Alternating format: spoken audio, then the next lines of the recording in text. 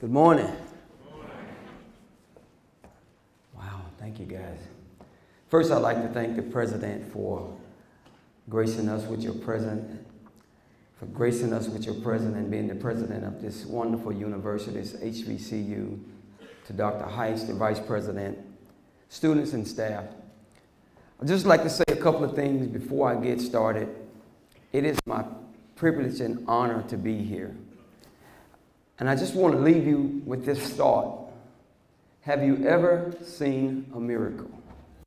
And I just want you to think about that as we move forward and as I talk about a few things that I'm going to be talking about. Seeing a miracle. You know, we all think that we've seen a miracle. And I just want to ask you, as we go forward and seeing that miracle, what did you do when you saw that miracle? I want to tell you this. I have only just a minute, only 60 seconds in it. Forced upon me, I can't refuse it. I didn't seek it, I didn't choose it. I will suffer if I abuse it, give an account if I lose it. A tiny little minute, but there's an eternity in it. In other words, what I want to talk about today is choices. And every moment that you live upon this earth, you're going to make a choice. And in that choice, you're going to be the sum total of whatever that choice is. So I'm going to talk to you about choices. We're going to talk about derivatives and the sum total of that choice. You're looking at a man who grew up in Memphis, Tennessee, the fifth of 10 boys in an area they call Hollywood. So if we do have anyone from Memphis and know anything about Memphis, that area that I grew up in, they called it North Memphis. It was probably one of the roughest areas in the city of Memphis and still is to this day. But I was one of those young guys who had dreams and just believed that something great was going to happen. So one day I remember standing and playing in the sand pit with two of my best friends, two sisters, Sharon and Charlotte Mathis. I'll never forget this. And one day we was playing and I was drawing in the sand. Y'all know the picture of drawing in the sand. I was drawing in the sand and there an airplane flies across the apartments that we live in, and I looked up and I said this in an approximational way. Wow, one day I'm going to fly all over the world. I'm going to play pro football. And they looked at me and laughed. How many of you have had friends that you've told about your dreams and they laughed at you? Every time I tell that story, I think about those two friends of mine. They didn't mean any harm. But they looked at me and they laughed. And from there, a driving force inside of me said, I'm going to show them. I'm going to show them. You know, we have that thing inside of us that tells us we got to show them. But really what it is that it factor. We all have that it factor, but most of us go through life and never tap into that it factor. But in the fourth grade, I decided I needed to tap into it. So therefore, how was I going to make these things happen that I just spoke to my friends and believed without any shadow of a doubt in my heart? But one thing I can tell you, out of Clara Johnson's house, all 10 of her boys was going to get up and go to church every Sunday and on Wednesday, and you had to participate in the choir and all of that. So I had a real tough time, y'all. But at the same time, I didn't fight it. Mom and Dad made absolutely sure that we got up and we went to church. And we also participated in the choir. But let me fast forward to some things that had happened. Going through life, you know, I had a lot of different challenges. You know, I had what they diagnose now, young people, ADHD. I couldn't sit still. As you can see, I can't stop moving up here. I had also a thing that they call dyslexia. I had a real serious learning impediment. But all the way through school, there was nothing that I couldn't do. And so one particular incident, when I was in the 12th grade, I was called to the board. And I'm sure that some of you guys can look right now at yourself and say without any shadow of a doubt that you've been called to the board and not been able to do what you was called to the board to do. And so for me, I was called to the board and they was calling out words and they was expecting me to put these words and different things on the board, and I ran into a block. I couldn't spell what I was being told to put on the board. And so without thinking, without really giving any consideration, I got very upset. And I knew anytime I get upset, just like we all do, how to get out of this situation. Get in trouble. And you're out of the situation. So what did I do? I turned around. I threw the chalk at the teacher. And before you knew it, I got sent to the office. But in the midst of all of that, let me tell y'all who I was during that time. I was in Who's Who in American high school football. Who's Who in American high school basketball. In 1982, I won the high jump for the state of Tennessee, where I high jumped 6'8". Also, I'm a second-degree black belt in Taekwondo, so I thought I was a bad little dude living in the projects, and all those different things was just all adding into everything that I was doing.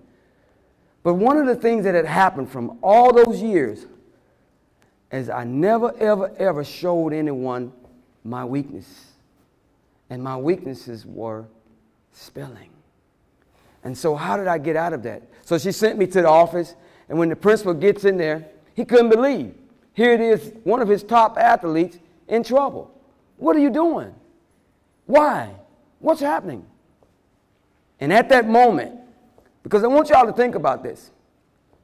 When I talked about a minute, this time that we're doing right now, this is all we have, this moment right now. There's no rewind to what we did 5 minutes ago. So at that moment, I broke down and I told him what was happening. And a lot of us have gone through all of our lives and we've never shared what hurts us the most when we can't do something. And I told the principal that I couldn't spell what I was being asked to put on the board. And I could see tears kind of well up in his eyes because he could not believe it. I'm a 12th grader in high school. So all those things that is expected of me, I should be able to do.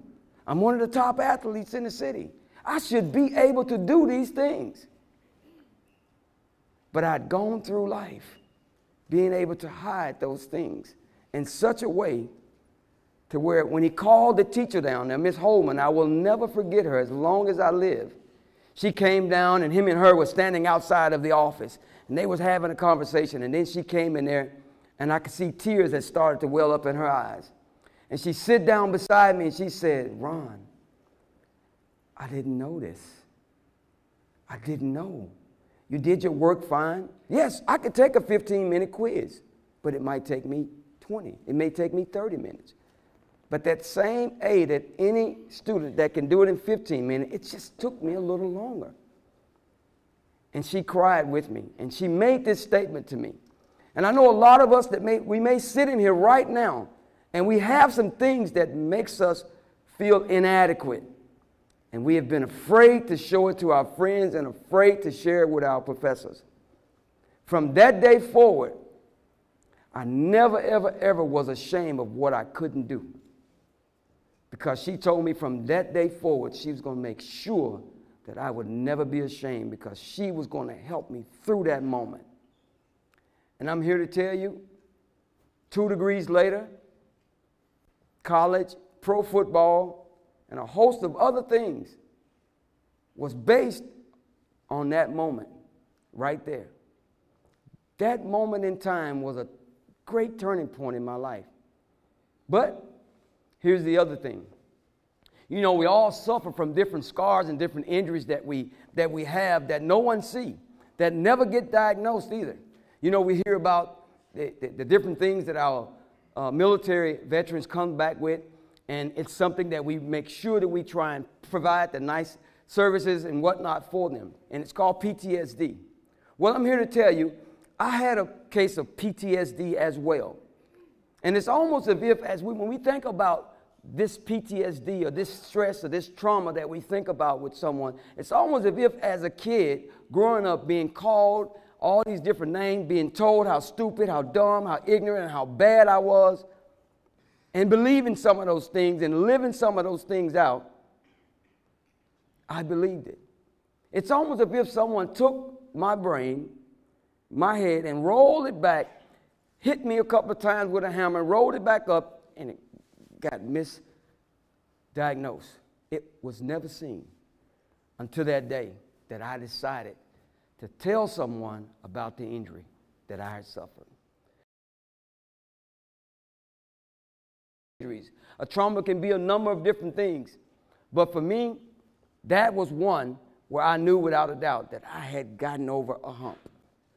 Well, I went on to college, played football there for Tennessee State University. I think I played with some of the greatest football players that ever played a game, with people like Richard Dent, Larry Killebrew, Mike Jones, Steve Moore. All these are all pro. And a few years ago, I went to celebrate the Hall of Fame inductee of Richard Dent and Deion Sanders and all those guys who were friends of mine. But I was one who didn't get it, even then with all those different things.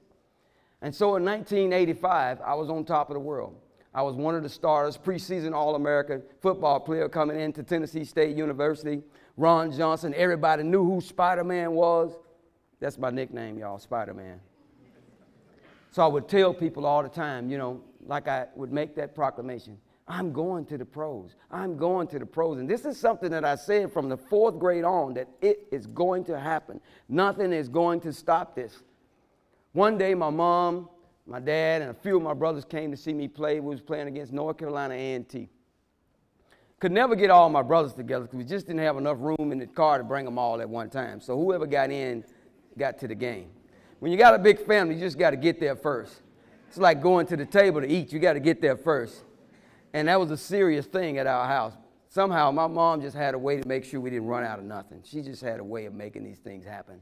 Well, they came to see me play. And just by show of hands, anyone in here ever come into something great? Isn't it, Mom, you're going to do something great for first? Let me see a show of hands. Okay. Now we're keeping it real. Because here's the thing. Mom have made a lot of sacrifice for us. And my mom was no different. She made a lot of sacrifices for her boys. Well, that Sunday morning, my mom decided that they was going to get up and leave. I had the game of my life. I had 2 or 3 interceptions, 8 or 9 tackles. I'd had the game of my life.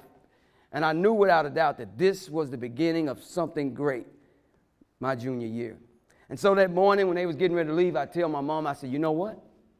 Next year, when I get drafted into the NFL, I'm going to buy you this big old house. I'm going to get you out of the projects, and you ain't going to have nothing to worry about. And my daddy, in the background, the echo, he said, well, that's my daddy talking, y'all. Just buy me a Winnebago.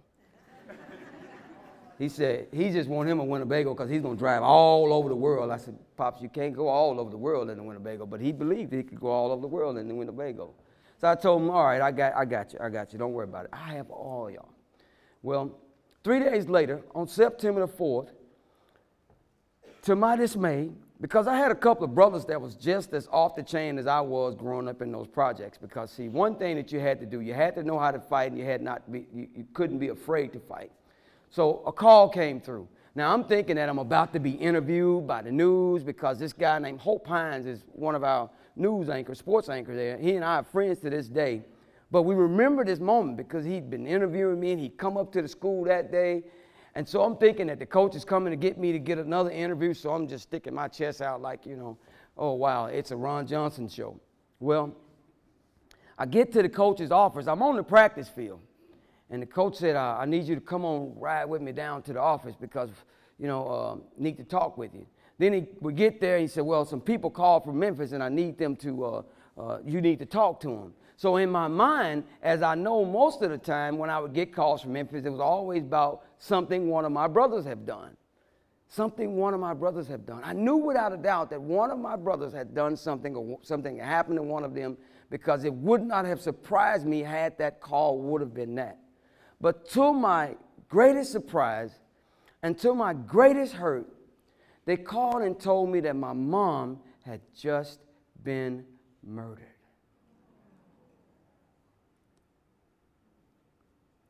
So just imagine a young person who had been traumatized and injured without ever being diagnosed all of his life with the PTSD that he had been dealing with.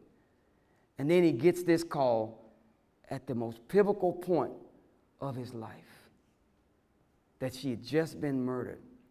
They said my mom had walked to the door and a lady was shooting at my cousins and the bullet hit my mom in the heart. One shot, one bullet, one moment, she was gone.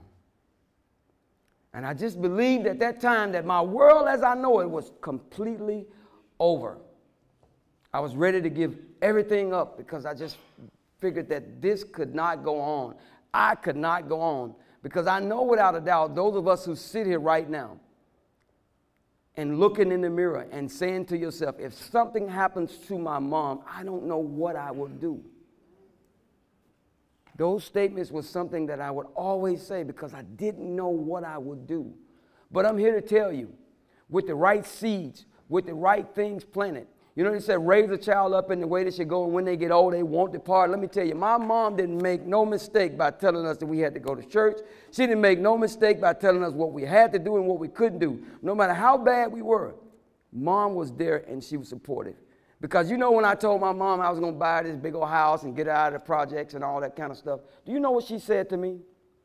She said, son, now my daddy told me to buy him a Winnebago. Y'all got that one. He told me to buy him a Winnebago. But this is what my mom said 3 days before she left this earth. She said, son, I don't care nothing about no big old house.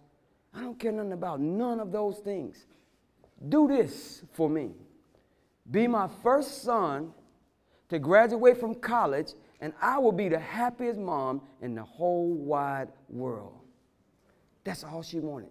And my mom had an 8th grade education. My father had a 3rd grade education. I wasn't the first to go to college, but I was the only one to graduate from college out of them 10 boys.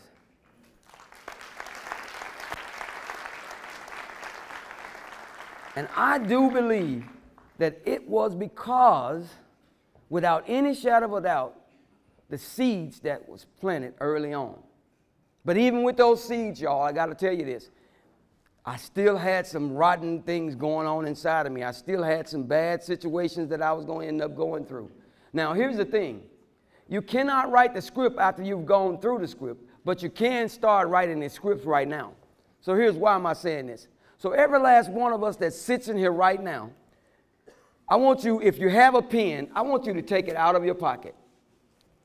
And I want you to know that without a shadow of a doubt, this pen that you have, and if you don't have one, just imagine having the pens that you're going to use throughout your career.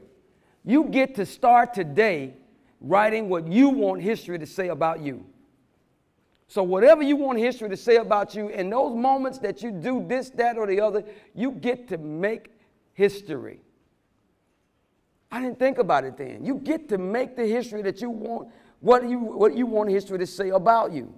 Well, I came on home. I thought I was going to just give up everything. I decided I was going to quit school. I couldn't do it no more.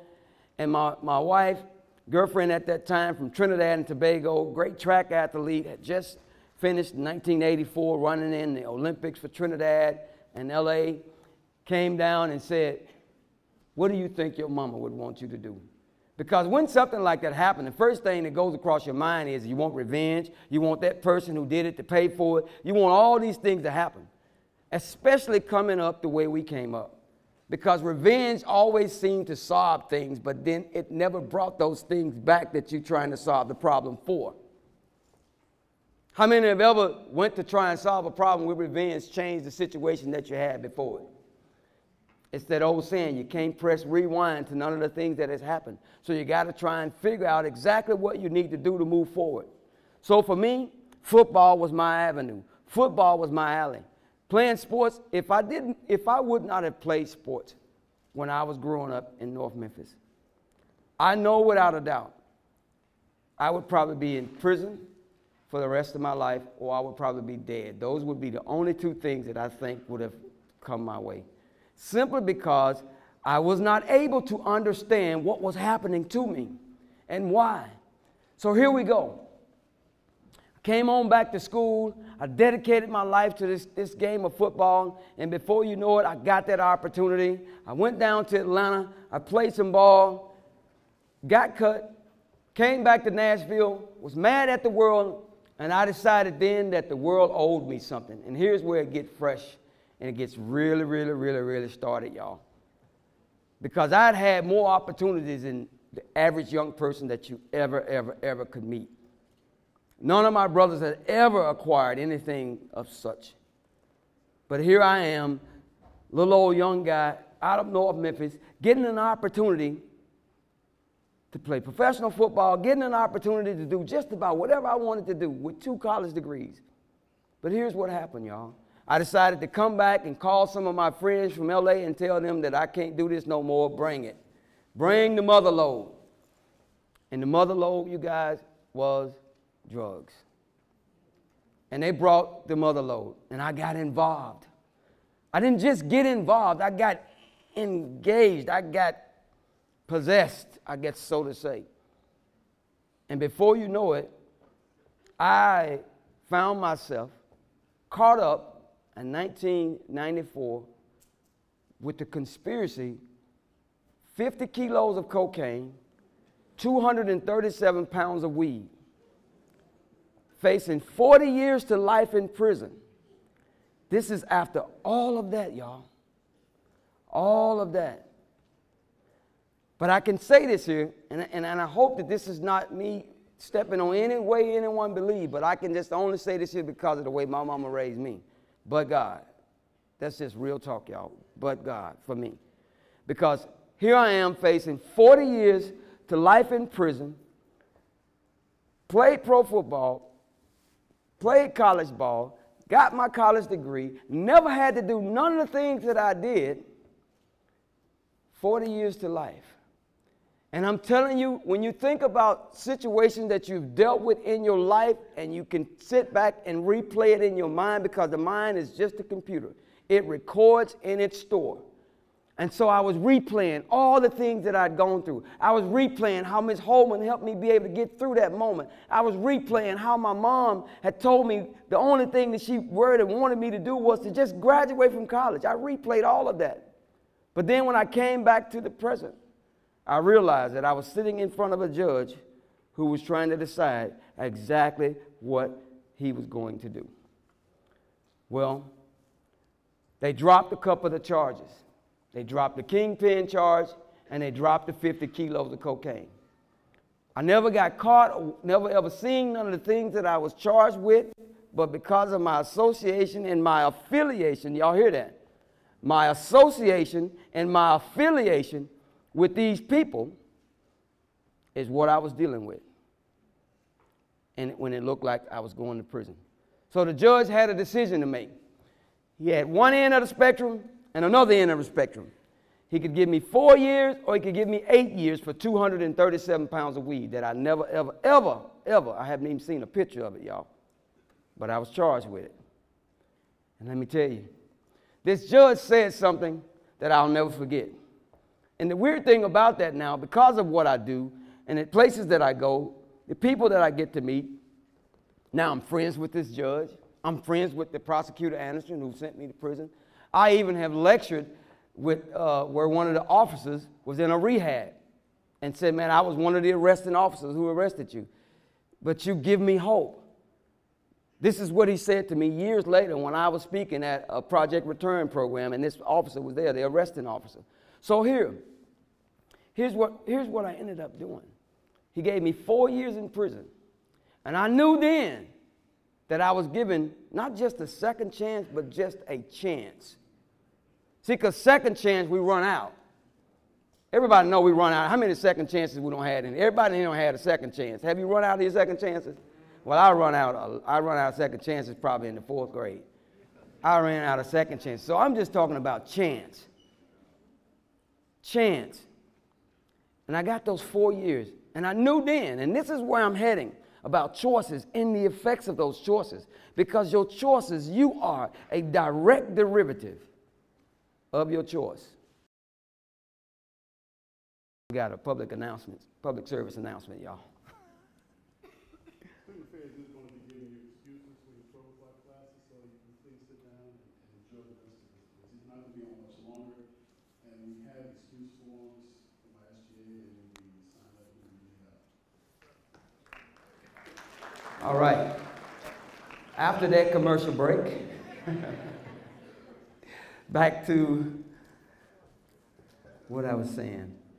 I knew without a doubt that it was time for me to make some decisions. And these decisions was going to be what was going to affect the rest of my life, because at this particular time, I knew that I had to make some decisions. Now, why am I saying that? Where am I going when I'm talking about that? Well, one was, if I kept thinking the way I was thinking, I was going to keep getting all the things I was getting. So what some people said, that was my stinky thinking that got me into those stinky places that I found myself in. Prison, for one. It was not nice. So if anybody ever tell you prison was nice, they enjoyed it, they're lying to you. I'm just telling you from my own experience. It was not nice. I did not enjoy it. But one of the things that I did do in my 4 years of prison is I knew that I needed to change my mind. So what did I do? First, I went back to that first place where my mom would always make sure that her kids go. I went back to that place to where I knew that change took place. I saw it in my mom, saw it in my dad, and saw it in a number of my brothers. I went back to church. I was given a Bible when I first went to prison by one of my uncles out of Memphis.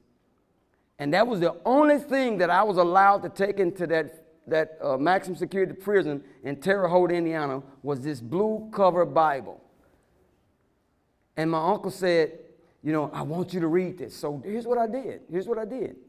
I didn't believe a lot of those things. I'm just going to tell y'all the truth. You know, I would go, my mom, and, you know, I had a thing where, you know, they would just fall out in church. And I didn't believe it. I really didn't believe it, you know, because my mom and my dad would always make me think. I really thought they was just kind of putting on a show because my mom was a singer and she could sing like an angel. And so every time my mom would get to sing, and my dad would always get close to her because he knew she was getting ready to go out. So I was like, how do they do this? You know, but it was something that their spirits was connected to, that he would always be there so she wouldn't fall to hurt herself. Well, I had this experience, that same experience that I didn't believe in, that same unbelievable spirit got a hold to me in the visiting room as we was praying and studying, because let me tell you, I read the Bible front to back, back to front, front to back, back to front, front to back, back to front for 4 years. But not only did I do that, I started to read more books than I ever read during my whole college career. So what was I doing? I was healing, I was rebuilding, I was regrowing what they call now, who I work with, the trauma unit over at Vanderbilt in their brain institute. I was regrowing neurons in my brain. I was taking on those neurons that had been destroyed from PTSD. I was taking on all those things, and they was being regrown because I was exercising the muscle that we don't exercise enough for 4 years. And you know what happened? I changed my mind. I'm telling you right now, if you change your mind, you can change everything that's going on in your life in time. I guarantee it. Try it. And the way you do that is you've got to put something in it greater than what you haven't allowed in it. And so after that, I got home. I came home 1998, June the 1st, and I made a commitment that from that day forward, as I am a free man, I dedicate my life to make absolutely sure that no other young person that I have any moment with will ever have to go through. I have what you call TTP. So if you get on the elevator with me, you're going to get some of it. I'm sorry. That's talk to people. I'm just saying. And then I have that TTSP. TTMP, I'm going to talk to more people. So I'm sorry, you cannot get close to me without having a conversation. And I'm going to tell you about, without a doubt, changing my mind changed everything about me in this time that I'm living in right now. So now, here we are to the 21st century. Ron Johnson. Travel all over the world. I have a place in West Africa. I try and go there every year if possible. I have a business. I just left Washington, D.C. last week working on a grant with an organization that's, you know, we're talking about $7.5 million in grant and working with young people. It's a workforce grant with 5 other agencies that are the only agencies that receive money to make this difference. And they're allowing me to be a part of, to be head of something like this. But here's what I'm getting at. It's not because I'm great in everything. It's me knowing without a doubt that it's because I changed my mind. So what am I saying to each and every one of us? If you want to go farther, change your mind. If you want to do something great, change your mind. If you know you haven't received or achieved some things that you know you're capable of achieving and receiving, change your mind. Changing your mind is a choice. It's what you put in is what you'll get out. I decided without a doubt I'm going to put these great things in. Last but not least, got a couple of things I want to tell you.